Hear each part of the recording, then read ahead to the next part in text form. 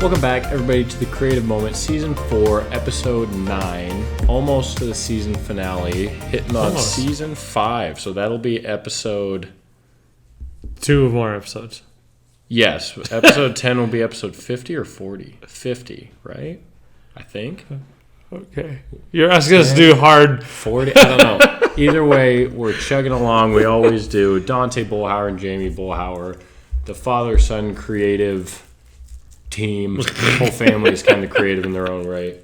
So let's dive right into it as we start to wind down season 4. Today we are talking about advice, specifically a piece of advice that we have received that stuck out for whatever reason, whether it rang true, whether it just was something that kept being applicable throughout our creative endeavors. Yes, that's actually hits mine. Yeah, so that's what we're talking about today. Core piece of advice that have shaped us into the creatives we are today. Hey. Go for it. All right, so the last time we disagreed with Stephen King, and Stephen King strikes again. Yeah, he strikes again. And so what's interesting about this, and I think I may have mentioned it before just in talking about things, but in his book on writing, there is a piece of advice that not only affected me as a creative, but actually also in regards to teaching and things like that. And in there, he's talking about grammar, and he's basically, and I'm paraphrasing here, I was going to look it up, but I had, junior high football and everything. So, a paraphrase is, you have to know the rules to be able to break them. And that piece of advice, one, has, as a English teacher and stuff like that, has actually influenced to a degree even the things that I teach and talk with my students about in regards to writing, and even simple things like having a fragment. It's like, yeah, you can have a fragment if you know what you're doing. And so you have to understand the rules so that when you break them, they work. They don't stand out as an error. And I can't say that for sure. That is what drove me to, learn all the poetic forms and do the challenge, which I did like twice now, of writing and studying classic or modern poetic forms, and have really actually enjoyed. I've got like some favorite ones like the quatrain and stuff. But I think it did. I think it just, ideas like, okay, if I'm going to be a better poet, I got to know my field better than what I did. And it's nothing against my education in college or in high school, but I did not get any classes that delved in the craft of writing poetry. We would read poetry, we would talk about a sonnet, we would break that down, the classic things. But when I went on my own and learned, especially the challenge of writing in 100 different poetic forms, like I believe my skill level jumped, obviously my knowledge level. Then though, now when I write, and I might still use a refrain, but I'll use it in a free verse kind of form, and use it to create an emphasis and still enjoy poetic forms that use refrains like the bop, and some things like that. But then when I go to really write something that is uniquely mine, I'm using the foundation of the rules to create my own. And it's not like I broke the rule about a refrain, but it's like it's now my poetic form. It's my expression. Because I know those rules. I did not know them before. And that piece of advice was in his book. just over and over again, even as I help my students learn to elevate their writing, it has just made a huge impact. Yeah, and to flip it kind of on the photo side, that's a rule in photography. It's a rule in probably a lot of creative fields. Knowing the rules so well that you can break them is kind of a mantra that I instill, and I feel like it is like almost inserting your style into the technique part of it. So like I've said a million times on here before, I don't love, but I center a lot of my subjects just for whatever reason. A lot of my style tries to be, I guess, cinematic's not the right word, but almost atmospheric. And I a lot of times feel that's like best displayed when it's like the subject right here, and then you can gauge out on the atmosphere that they're in. So that just is kind of how that kind of molds. That is not really in the photography world the I guess most technically sound technique, whether you're using the rule of thirds, things like that. But it's me understanding those rules and then kind of inputting my own creativity on it. There's photography trends are really weird. So there's the way things are trending now. It is trendy to have a really slow shutter and take a super blurry photo, like super blurry, like bad, like it's a bad photo in my opinion. I hate that trend, but it's cool now to like, especially in the wedding industry, to have a photo that's super shaky and you can just like it feels like a timeless moment or something. And that is an example of knowing the rules that you should have a sharp, clear image and breaking them for that style. I mean, it's trendy, so whatever. But that's kind of where I feel like you go from like beginner, novice to then more of a master of what you're doing. Mm-hmm. Yeah, I can. You're knowing just enough of photography and of knowing some of the rules and those things.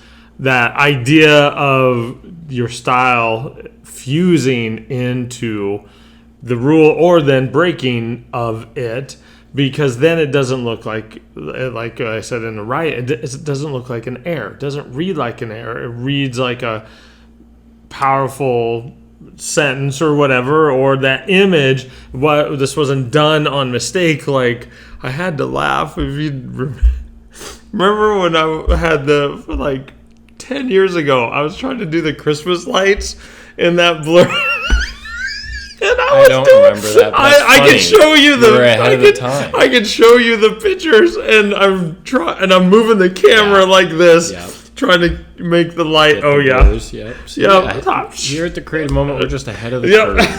So whatever we're doing now, you wait 10 years. Oh my gosh! That would be the thing to do. And there are some. I mean, there are some instances I can see you using that, but I think that's just a stupid trend. So we have unpopular opinions too. We do. And we yeah. I don't think that. Because actually, even with mine, it's unpopular. Because I just write what I want to feel, and I agree, you do. But if you don't know the rules, you can't express yourself as well as you could if you knew them and then broke them. Yep. I feel like, and so a little bit unpopular opinion on my end with that too, because you write better when you have a stronger foundation. And at the beginning, you're just intaking so much information that it's almost hard to even insert your style or to know an application of when is a good time to break this technique. Yeah. Because you're just still trying to learn how to actually apply that rule so that you can master it enough to then put your own creative flair in it. Yeah. Okay, so mine, the quote itself is not advice per se, but how it kind of has applied to my life I kind of see it as it's kind of advice. Like the way it kind of changed my perspective on things. And I've said this on here before. I might have said it in our first episode. I don't remember, but he's a Stephen King guy. I'm a Peter McKinnon guy. It's just, yeah, big influences. The quote is Peter McKinnon quote, and it says, "Wherever you're at now, chances are it's not a place you could have imagined being just a year before." So that in itself that's not advice, really. But the way it has helped me, so I first heard that quote when 2018, maybe 2018 or 19. I know it was before COVID, so like very young into my creative career. It was right at the genesis, basically. And at that point, I didn't even have a year under my belt of creative ventures and things like that. So once I heard that, and it's one of my favorite videos that it's set in, I started just kind of trying to, every 3-4 months or so, just looking back and saying, okay, where was I at this point last year? Like, at this point last year, I hadn't even picked up a camera. At this point last year, I was looking up Photoshop tutorials on how to make it look like your picture was like the world was bending at an angle, which actually is still kind of cool. But to make the photos combine so that it looked like the world was like a cube type thing. And then after like my first full year of doing creative things, it helps because it's Christmas basically, so it's easy for me to remember. At the end of the first full year, I was just blown away by the knowledge that I had, the passion for this that I had, the experiences that it gave me. And after that first year,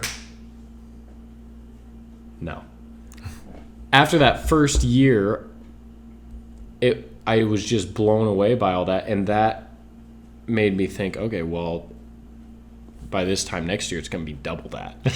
And that was motivation in itself, and advice kind of in the sense that, like, I have not felt this way about a certain field or like experience than I have with anything else. So I want to do this another year and see where I'm at. And by year 2, I had 2 national awards in this thing that I felt like I had just started in. And I'm like, if you would have said that to me last year, I'd have been like, I don't know. And I had a job in that field. So it's always interesting because there's that quote, like, day to day, nothing's changed. You look back, everything's different type thing.